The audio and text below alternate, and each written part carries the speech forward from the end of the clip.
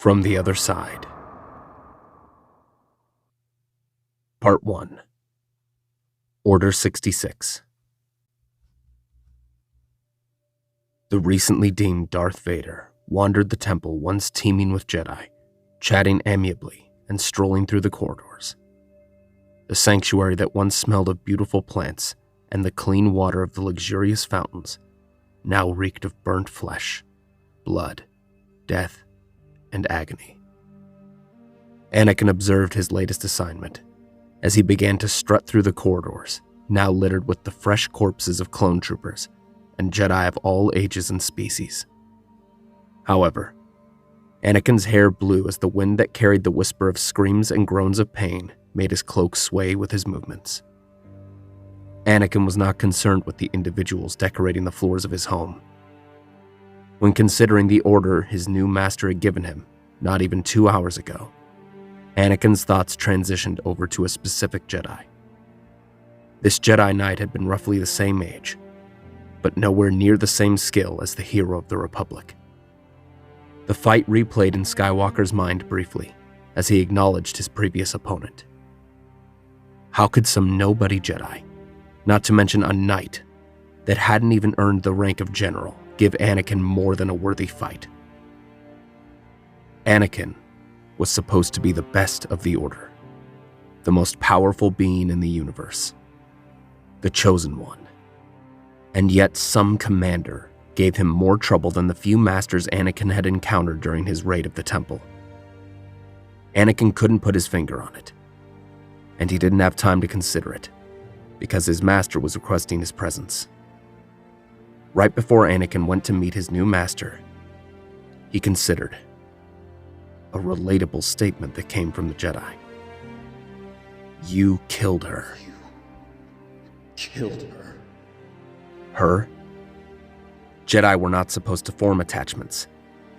Yet this individual sounded as Anakin would have if someone had killed the one he loved. Anakin considered for a moment that he might not have been the only one who may have treaded in uncharted waters the code didn't align with. What if? Truth was, it didn't matter. Whether Skywalker's intuition was correct or not, they were both dead. And that was all they'd ever be. Now, to numb the stench of death, Anakin departed and went to meet Darth Sidious. Part 2. Castalon. Shattered breaths. That was all Darth Vader knew, as every limp step left him only in agony. His clunky and now damaged cybernetics dug into his raw, burnt skin as the Dark Lord trudged into the communication chamber.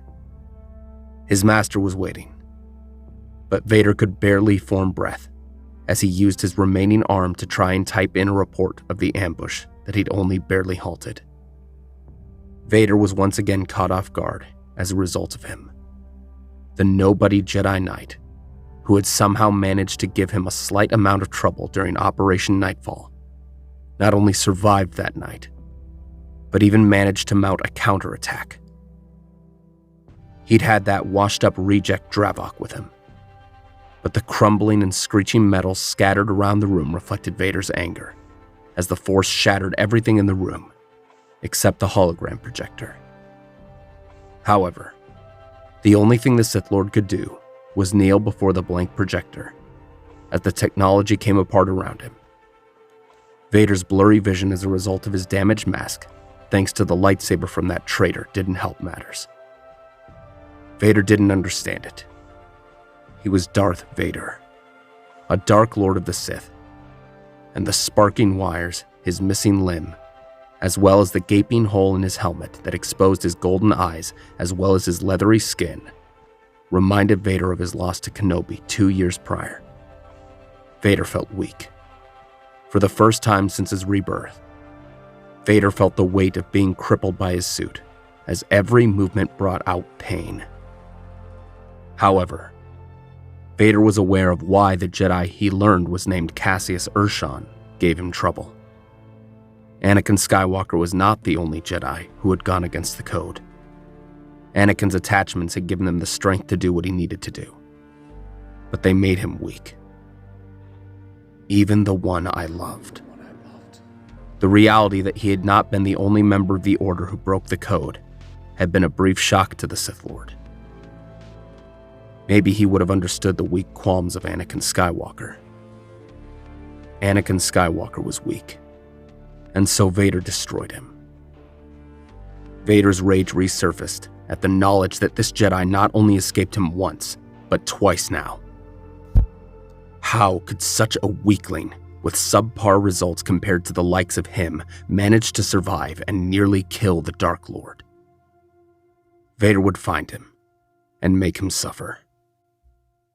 But for now, Vader kneeled for the second time that day and pressed the button as his exposed eyes and damaged armor were illuminated by the faint glow of his master. Part 3. Worthy Opponent. Pain. Vader felt like a wounded animal, trapped in a cage as he limped to his fighter. Pieces of his broken armor dug into his burnt, leathery skin like broken glass, and his respirator felt clogged.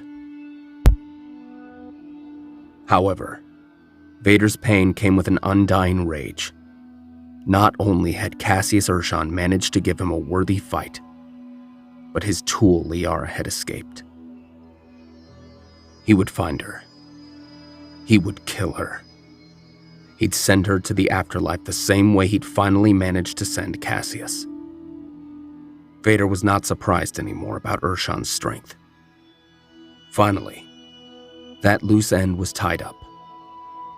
Vader's real name would disappear under the rubble of the tomb. Vader attempted to punch in coordinates to Mustafar with his broken fingers, but his thoughts kept distracting him as he collapsed to one knee in his fighter. The fact that Urshan had gotten the best of someone as powerful as him insulted the Sith Lord. At least he was finally gone. Liara would follow her master to the grave very soon.